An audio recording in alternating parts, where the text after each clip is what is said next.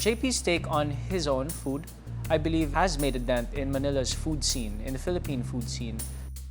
Kumbaga, he would make invento dishes out of whatever that he could find in the market. He would leave the water early, find whatever he could cook, and then he would just make invento.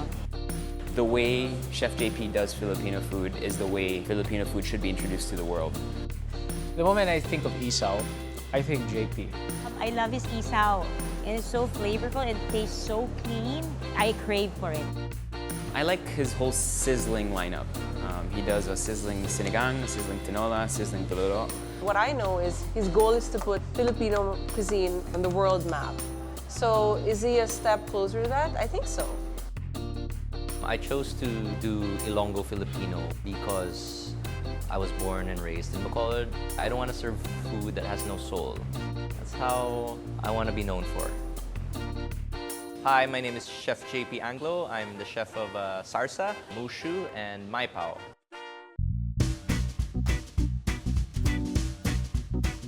Ever since I was 6 years old, every time we go to a restaurant, I would always sit in front, watch the chefs cook.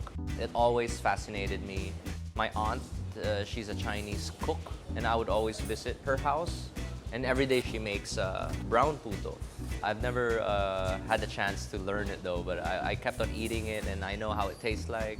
And every time she'd cook, I would just sit there. The interest was there, but I never thought it through that I would become a chef. JP was my youngest brother. She really loved to cook, and I think he saw that. At a young age, he would always cook, and it was always, good. Back then, being a chef was not really a sought-after career. My sister is a doctor, eye doctor. We encouraged him to do things like that. So finally, my mom just said, why don't we just go to cooking school? Because that seems to be what you want to do. I started here in Manila, studied in CCA for 2 years. While I was studying, I worked every weekends. For the first time, at that time, I wanted to be so focused because before that, I was just all over the place. I really liked what I was doing. I was a freshman 3 times. Couldn't really get my grip on things. Didn't know what I wanted. But at the back of my head, I knew I wanted to cook. And my mom said, all right, last chance, cooking school. If not, I'm sending you home to Bacolod and you're gonna work in the farm. I was begging her. And for the very first time, I excelled. And I was excited to go to school. So after cooking school, I'm like, yeah, I'm gonna do this professionally. So 6 months after, we started Maipao. And then after a year, I left for Australia. It's not really advisable to open a restaurant right away. You need your ass to get kicked after cooking school. You can't be the boss right away. So when he first graduated from CCA, he said, I want to open a little Chinese dim sum place. So we called it Mai Pao after Shaw Mai and Shaw Pao. So I helped him with the logo, the look of the place, minimalist industrial space. So we had to warm it up a bit for the market. I'm happy to say that it's still around. I mean, it's still there, the food is still good, people still love it. I mean, it makes money anyways. When he came back from Australia, I think he did MasterChef, but he's still, he's not like an actor or anything like that, he's a chef. So chefs really want to open restaurants. So we figured it was a time to, after that, it was a time to open a restaurant in Manila. So yeah, we applied and we sent them a crappy concept paper, and she put my face on MasterChef, and they recognized it. Okay, let's give this guy a chance or a shot. So yeah, MasterChef got in touch with me by accident. So they were in Bacolod and they were auditioning for Pinoy Big Brother and Junior MasterChef. They were looking for contestants, and they went to Mushu, and they had dinner there, and they were like, we need someone that's young and that's someone that's from the province. So yeah, I guess that was me. Where we're at right now, at the beginning we applied and we got rejected. It's hard, especially when you don't have street cred here in Manila. You gotta prove to them that you guys can serve good food. Number one lesson is you need to have a really good team. You're not really playing, it's a business, and it needs to make money. And you have to think about food costs, the concept. I guess we learned well enough, so when we opened Sarsa, we were ready. I think the biggest challenge is always to get the food right. Like, to really make everything taste good. That's hard. I mean, the consistency of the food, also the operations, keeping the food costs low, and really giving people something really good at an affordable price. So it's been a year, and we're still learning. Yeah. What's distinct for me, that's why I think Sarsa is successful, is because he respects the cuisine of Negros and he likes to, as much as possible, add a little modern twist to it. Some cooks would totally change it, but I think this is why Sarsa works for the gastronomic public. Hello, I will take you back to the kitchen where the magic happens. I think locally, he's a chef that's pretty big, but he's not from Manila. A lot of the chefs that you probably know of and are popularized around the region are usually from Manila. So I think that, for one, makes it very different from him because he does things his way and the way he's always done it. I think we need people to really put out their brand of cuisine, stand by it, and JP knows that. He wants to do it his way, but he's open to everyone's contribution and everyone's comments. And in the same time, he has a very specific style, which I think is very important as a chef, so that when people try your food, they know, oh, this is Chef JP. And no one will ever think you copied this or you copied that because he's the one that really pioneered that style of cooking. Do you know when you meet people, there's an awkward phase where you kind of have to get to know someone first before you can feel comfortable with them? I've known about JP for the longest time, but I think I've only met him sometime late last year. He was exactly like me, just very brash, very upfront, very truthful, and so we got along right away. So my first impression with him was exactly what I expected, and it was just someone who was extremely passionate about cooking and food.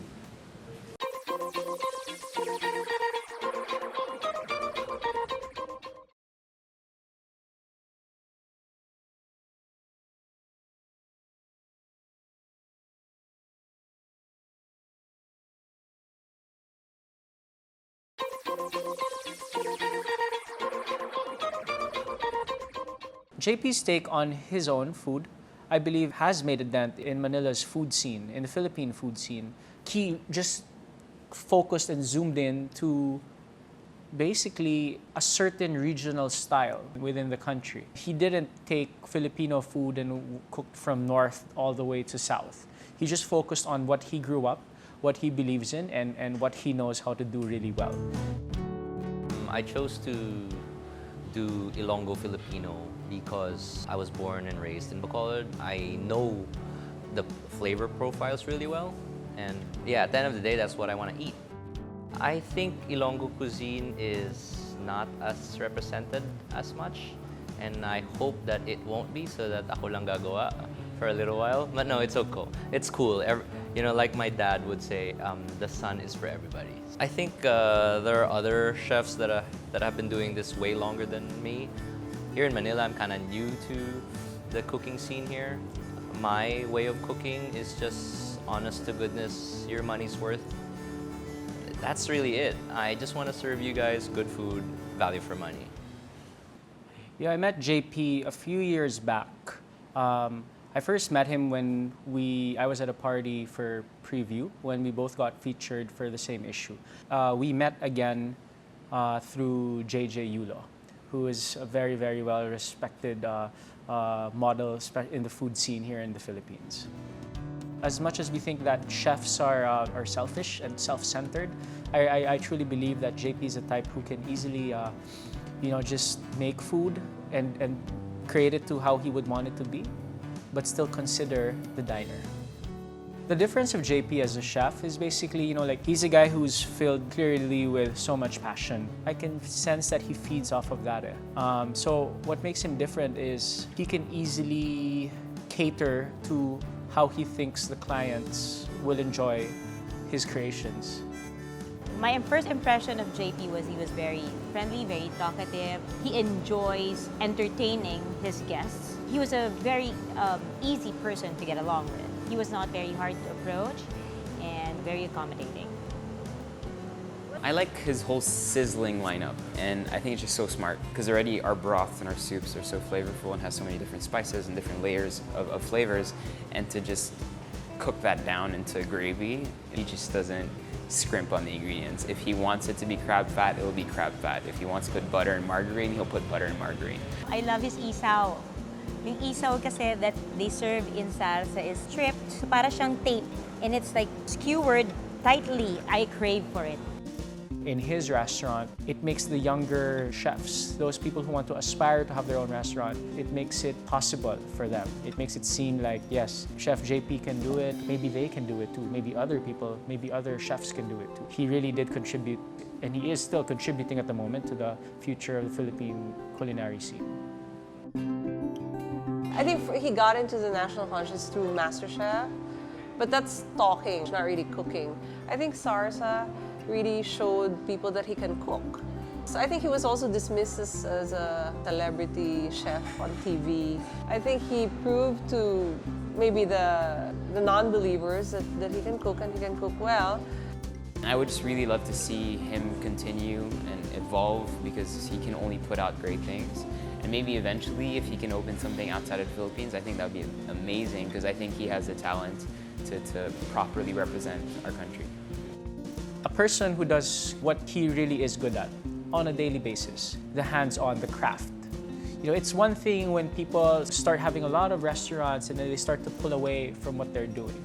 But I believe for individuals like JP, they're just bound to grow on a daily basis. So for me, I just see him getting better and better by the day, by the week, by the month. In Australia, I actually got fired a few times. And on one of those occasions, the chef told me, just go, leave. You know, maybe you don't belong here. And I called my parents, and my dad's like, no, anak, kaya mo yan, you know. And then I came back on my day off. I go, no, I want to learn this time on my day off. Yeah, and then after a week, you know, I proved myself to this guy. And I think I'm staying. It was stressful and draining. It took away a lot. My social life, did not have a love life for 4 years. I hardly said a word in the kitchen, little phrases in 10 hours. But I wanted it, and it was tough, really tough. Not fun at all, not cool at all. I guess that's why right now I'm trying to do as much surfing as I can, because when I was there, I worked in front of the beach. All my colleagues, all the other chefs surfed during their breaks, and I would still just be in the kitchen because I was so slow, and I'd still be cooking or prepping, and they'd be enjoying their break. Right now I'm laughing because haha, it's my turn. I think being a chef is hard work. You're in the kitchen, it's hot in there. I think if there's one thing about my brother, he's resilient. He cooks for us.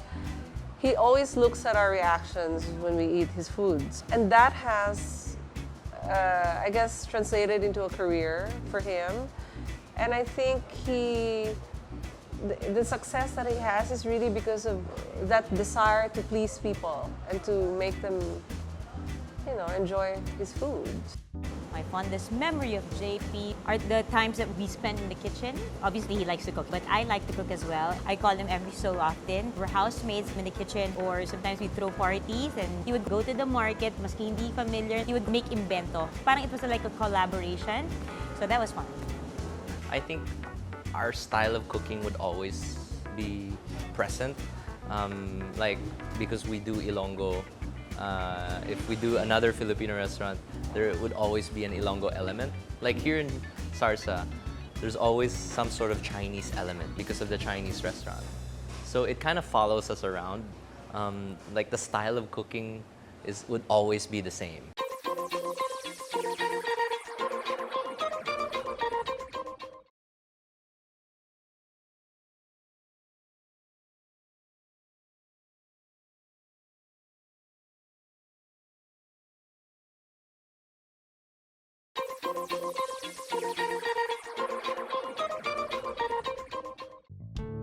It happens a lot when I'm out surfing while I'm waiting for a wave, and then it just happens. Or something I see at the market, and then I see chicken and clams.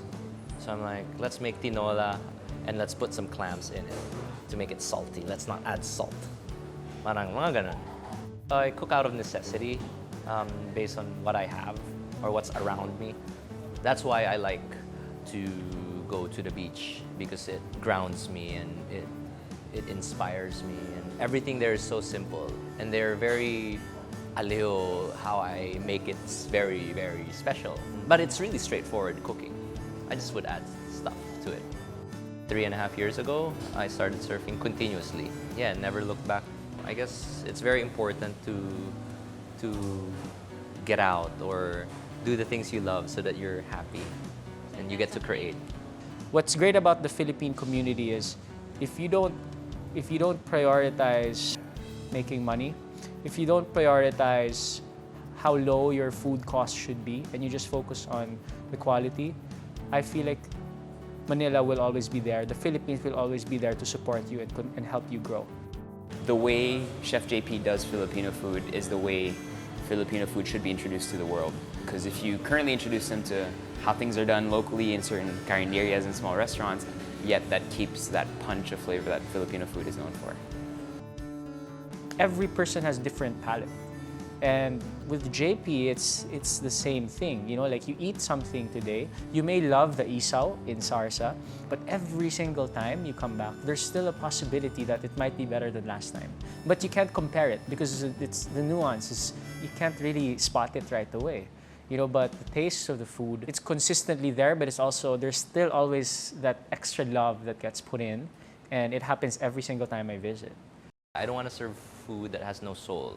We're hungry and we crave for something. And I mean, if you go to a fast food chain, para mabusog ka lang, fine. But if you go to a restaurant and you're craving for something, like in anything, like in artwork, it should be the same with food. Even just for a simple garlic rice, when you have it, you're like, oh, there's amor to this. The success that he has is really because of that desire to please people and to make them enjoy his food. Yeah, we didn't really expect the reception to be this tremendous and overwhelming. Sarsa's located in, sure it's in the BGC, but it really is in the middle of nowhere. We didn't expect at all. Not at all. What I know is his goal is to put Filipino cuisine on the map, on the world map. So is he a step closer to that? I think so. The reason it's made a dent is because of the fact that now you see younger chefs, you see them eating in his restaurant often, looking at that place as the haven for just real eating and good eating. And to have a place like that for people in the industry like myself, it's quite a blessing because we go to JP's place, I eat, and I'm like, I just had a great meal. He's just very outspoken, and he stands behind his food. He doesn't have to change it if someone says, oh, this should be less salty or whatever. He really stands behind his food and he's very passionate about his craft. It's made a huge impact on me, on how to look at and see Filipino food. He doesn't look for the finesse or the fine words. He just says it as it is, and I think that's really important.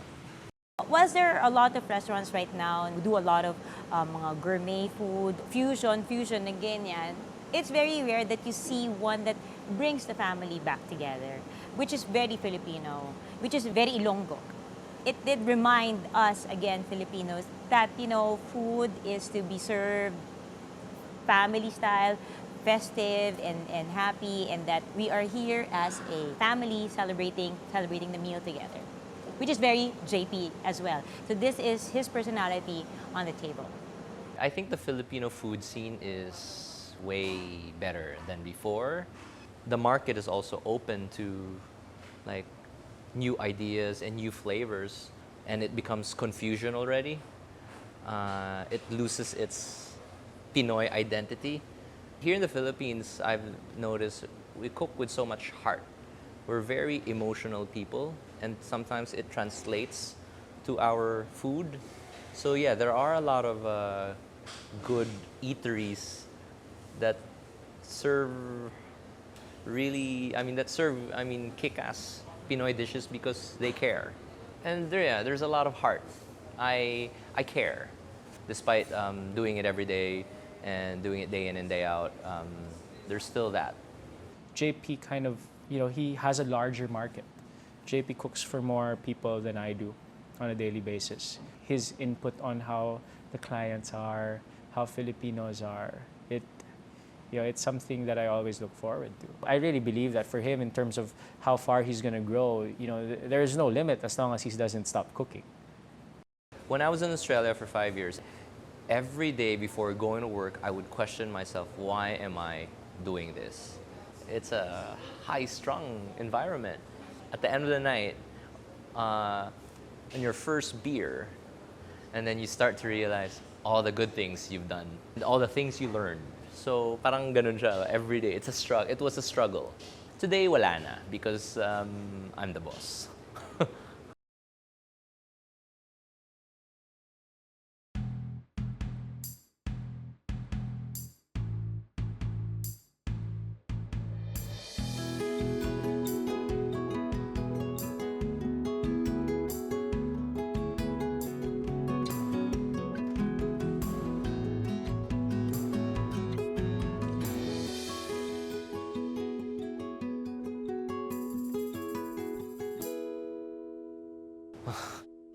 Naubos yung aking English.